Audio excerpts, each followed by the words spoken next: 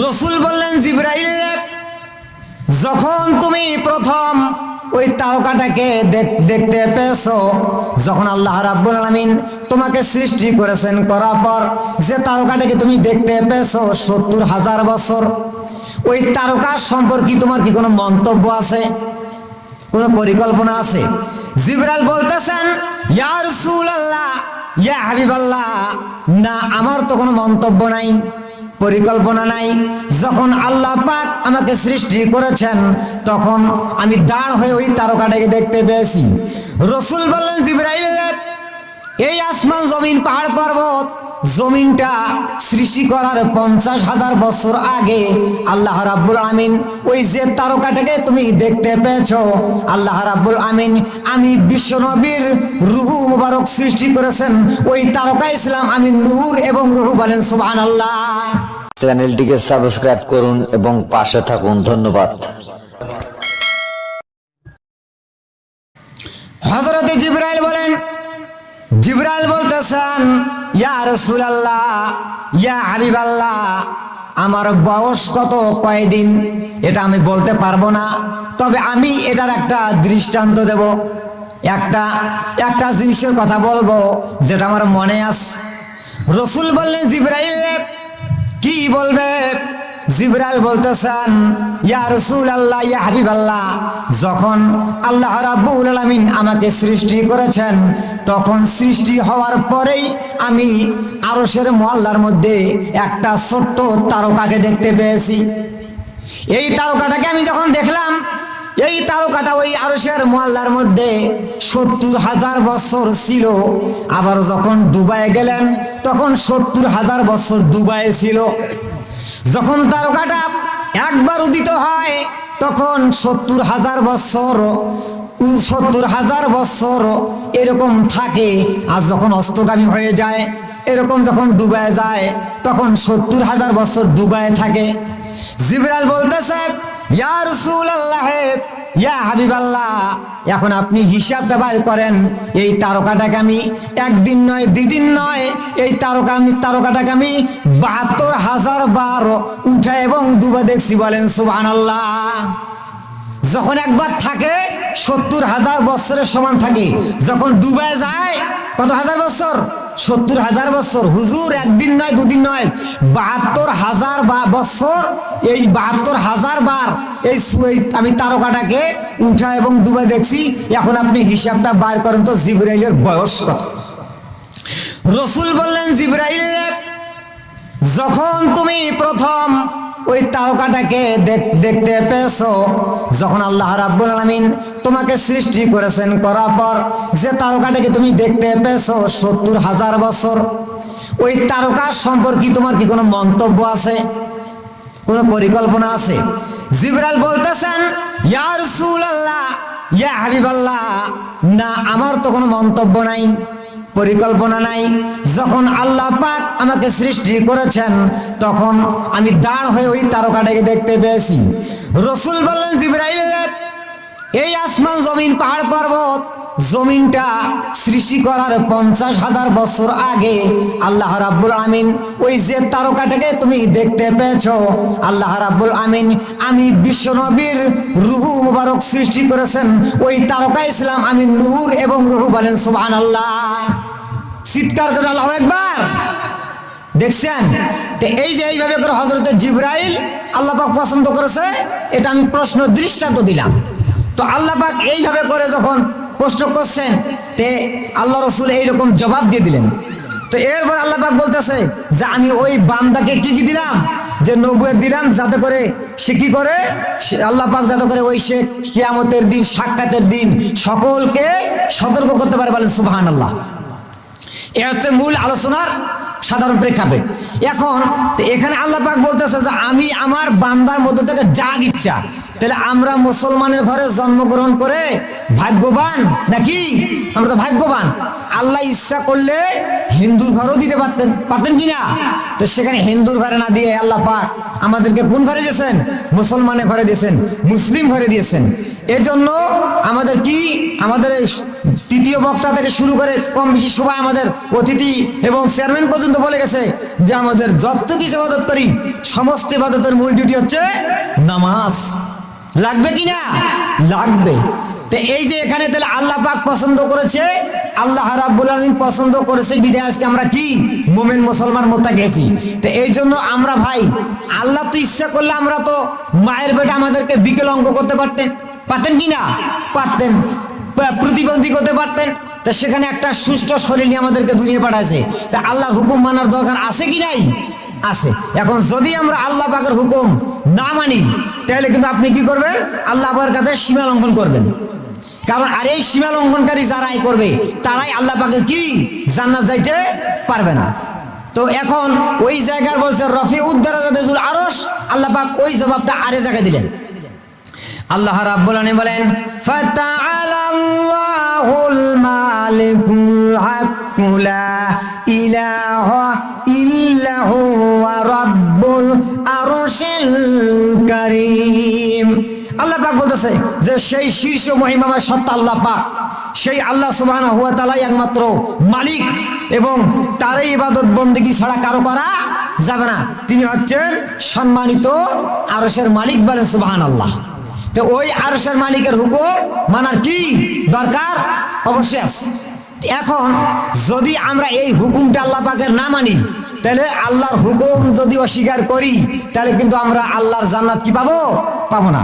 আল্লাহ পাকের হুকুম অস্বীকার করেছেন মিস্টার ইবলিস। ইবলিস অস্বীকার করে সে সীমা লঙ্ঘন করে সে কারাশ্রয় নিয়েছে। আল্লাহ পাকের হুকুম অস্বীকার করেছেন আদি পিতা আবুল বাশার হযরত আদম আলাইহিস সালামও। তো আদম আলাইহিস সালামও আল্লাহর হুকুমকে অস্বীকার করে সে কারাশ্রয় নিল। এই বিষয়ে কথা হবে ইনশাআল্লাহ। ইবলিসও আল্লাহর হুকুমকে অস্বীকার করেছে, আদম আলাইহিস সালামও আল্লাহর হুকুম অস্বীকার করেছে।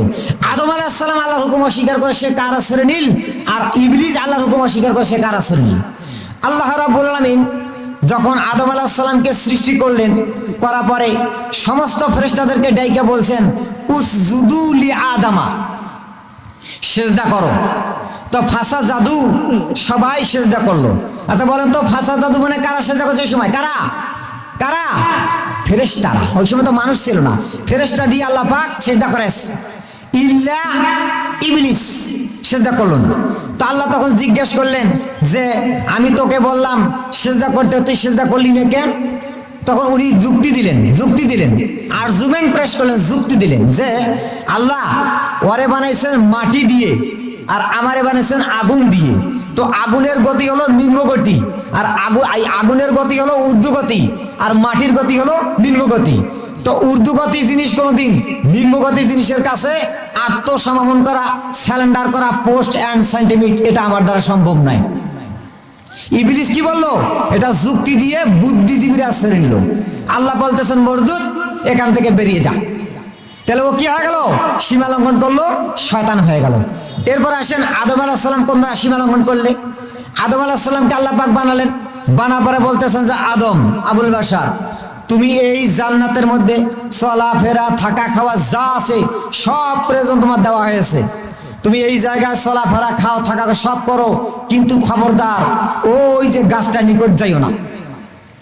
এখন ইবলিস যেমন যুক্তি দিয়েছিল, আদম আলাইহিস সালামও এই জায়গায় যুক্তি দিতে পারতেন যে আল্লাহ এই যে জান্নাতে চলাফেরা থাকা খাওয়া সব কিছু ওপেন, এখন এমন একটা গাছ রাখছো যে গাছের গেলে আমি পথভ্রষ্ট হয়ে যাব, আমার ক্ষতি হবে, তা গাছটা ওনারা রাখছে কেন?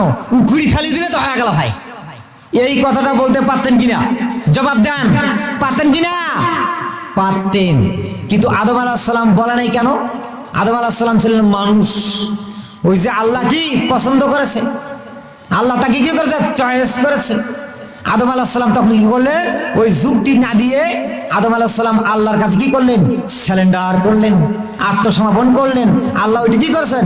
পছন্দ করেছেন। শুধু স্যালেন্ডার নয়, এমন স্যালেন্ডার করলেন, এমন আত্মসমর্পণ করলেন, ভবিষ্যতে যদি ওই আদম আলাইহিস সালামের সন্তান আদি সন্তানরাও এরকম করে ভুল ভবিষ্যৎ করে থাকে তাহলে ওই স্যালেন্ডারের দোয়াটা আল্লাহ পাক কোরআনে কারিমে রেকর্ড করে দেবেন। সুবহানাল্লাহ। হযরত আদম আলাইহিস সালাম আল্লাহ রাব্বুল আলামিনের কাছে তিনি বলতেছেন, হায় আল্লাহ তাআলা, রব্বানা যালামনা আনফুসানা ওয়া ইল্লাম তাগফির লানা ওয়া তারহামনা লানাকুনান্না মিনাল খাসিরিন। আদম আলাইহিস সালাম বলেছেন, মহান রব, আমি আমার নিজের নফসের উপর জুলুম করেছি, অন্যায় করেছি, এখন তুমি তোমার পক্ষ থেকে আমাকে ক্ষমা করে দাও। তুমি যদি মাফ না করো, কে আমাকে মাফ করবে? তুমি যদি ক্ষমা না করো, কে আমাকে ক্ষমা করবে? তুমি যদি রহম না করো, কে আমাকে রহম করবে? সুতরাং আমি তো পথভ্রষ্টের মধ্যে হয়ে পড়ে যাব। আল্লাহ রাব্বুল আলামিন আদম আলাইহিস সালাম যখন আল্লাহ পাকের কাছে সারেন্ডার করলেন, আত্মসমর্পণ করলেন, আল্লাহ রাব্বুল আলামিন আদম আলাইহিস সালামকে ক্ষমা করে দিলেন। শুধু ক্ষমা শেষ নয়, আল্লাহ রাব্বুল আলামিন বিশ্ববাসীর সামনে ওয়ার্ড অফ দ্য লিডারশিপে পাঠিয়ে দিয়েছেন। বলেন সুবহানাল্লাহ, চিৎকার করবেন আল্লাহু আকবার। তো এই যে দেখ, আল্লাহ পাক কি করলেন? পছন্দ করলেন। এখন এইভাবে করে আমরা যদি আল্লাহ পাকের হুকুম আহকাম যদি আমরা না মানি, তাহলে অবশ্যই কি হবে? এই জন্য আল্লাহ পাক পছন্দ করেছেন যে আমরা ক্ষমা করলেন, সারেন্ডার করলেন, এরপর আল্লাহ পাক আমাদেরকে এই দুনিয়ার মধ্যে পাঠিয়ে দিলেন। তা এই জন্য কোরআনে কারিমের মধ্যে আসছে যে যত নবী রাসূল আসছে, সমস্ত নবী রাসূলদেরকে আমি কি দিয়েছি? জ্ঞান দিয়েছি, বিবেক দিয়েছি, পছন্দ করেছি। তাহলে আদম আলাইহিস সালাম সারেন্ডার করলেন ভুল করার পর কার কাছে? আল্লাহর কাছে। আল্লাহ পছন্দ করেছে, কিন্তু ইবলিস সারেন্ডার করে নাই, বিদায় কি হয়েছে? শয়তান হয়েছে। সে যুক্তি দিয়েছে, আর কি করছে? যুক্তি দিয়েছে, বুদ্ধিজীবীর আশ্রয় নিয়েছে। ও শয়তানি যুক্তি দিয়ে বুদ্ধিজীবীর আশ্রয় নিয়েছে। ওই যে আমরা বলি না, তোর মাথায় এত বুদ্ধি রে। আজকের থেকে শোনেন, বুদ্ধি কথাটা বলবেন না। বুদ্ধিটা আসছে শয়তানের যুক্তিগত থেকে। তাফসিরে আমি পাইছি, শয়তানের যুক্তিগত থেকে বুদ্ধিটা আসছে। কোরআনে কারিমের মধ্যে একটা আয়াত দেখাইতে পারবেন না, একটা হাদিস নাই আমি অমুক নবীকে বুদ্ধি দিছি, অমুক নবীর সাহাবীকে বুদ্ধি দিয়েছি। কোরআনে আসছে, ওয়ামা উতিতুম মিনাল ইলমি ইল্লা কলিলা, আমি মানুষকে সামান্যতম কি দিয়েছে? কি স্যার? জ্ঞান দিয়েছি। চিন্তা করছেন? বুদ্ধি নয়, বুদ্ধি আছে শয়তানের যুক্তিগত সঙ্গত থেকে। বুদ্ধি কথাটা বলবেন না। আপনার বলেন, ভাই আপনার মাথায় এত জ্ঞান, জ্ঞানের কথা বলবেন। তা আল্লাহ পাক বলতে, যখনই নবীদের কথা আসে, যখনই আপনাদের ওলিয়া উলিয়াদের কথা আসে, তখন আমি এদেরকে কি দিয়েছি? জ্ঞান দিয়েছি। বাপের কাছে যে জ্ঞান আছে, ছেলের কাছে অর্জন করে নাই। মেয়ে যে জ্ঞানটা অর্জন করেছে, মা ওই জ্ঞান অর্জন করে নাই। ঠিক কিনা আমার ভাইয়েরা? আল্লাহ রাব্বুল আলামিন জ্ঞান সম্পর্কে আল্লাহ পাক বলতেছেন, ইয়া আবাতি ইন্নী কাদ জাআনি মিনাল ইলমি মা'লাম ইয়াতিকা ফাত্তাবি'নি আহাদিকা সিরাতান সাবিয়্যা। আল্লাহ রাব্বুল আলামিন বলেন, হযরত ইব্রাহিম আলাইহিস সালাম তার পিতাকে ডেকে বলেন, আব্বাজান, আমার কাছে যে বিষয়ের জ্ঞান আছে, তোমার কাছে সে বিষয়ের কোনো জ্ঞান নাই, বিবেক নাই। সুতরাং তুমি আমার অনুকরণ করো, আমি তোমাকে সঠিক এবং সোজা রাস্তা দেখায় দেবো। বলেন সুবহানাল্লাহ, চিৎকার করবেন আল্লাহু আকবার। ইব্রাহিম আলাইহিস সালামের কাছে কি ছিলেন? জ্ঞান ছিলেন। ইব্রাহিম আলাইহিস সালামের কাছে কার জ্ঞান? আল্লাহর জ্ঞান। লূত আলাইহিস সালামের জ্ঞান সম্পর্কে আল্লাহ পাক বলেন, ওয়ালুতান আতাইনাহু হুকমান ওয়া ইলমা। লূতকে আমি জ্ঞান দিয়েছি, বিবেক দিয়েছি, হিকমত দিয়েছি। মুসা আলাইহিস সালামের জ্ঞান সম্পর্কে আল্লাহ পাক বলেন, ওয়ালাম্মা বালাগা আশুদ্দাহু ওয়াস্তাওয়া আতাইনাহু হুকমান ওয়া ইলমা। মুসা আলাইহিস সালাম যখন তার বয়স সন্দীপ পার হয়ে গেলেন, নিজেকে ভালো মন্দ লালন পালন করার জন্য যখন তিনি সম্পূর্ণ হয়ে গেল, তখন আমি আমার পক্ষ থেকে মুসাকে জ্ঞান দিয়েছি, বিবেক দিয়েছি, হিকমত দিয়েছি। রাসূল আকরাম সাল্লাল্লাহু আলাইহি সাল্লামের জ্ঞান সম্পর্কে আল্লাহ পাক বলেন, ওয়ালাইন তাবাআতা আওয়াহুম বাদাল্লাযী যাকা মিনাল ইলমি মা'লাম মিনাল্লাহি মিন ওয়ালিয়্যিন ওয়ালা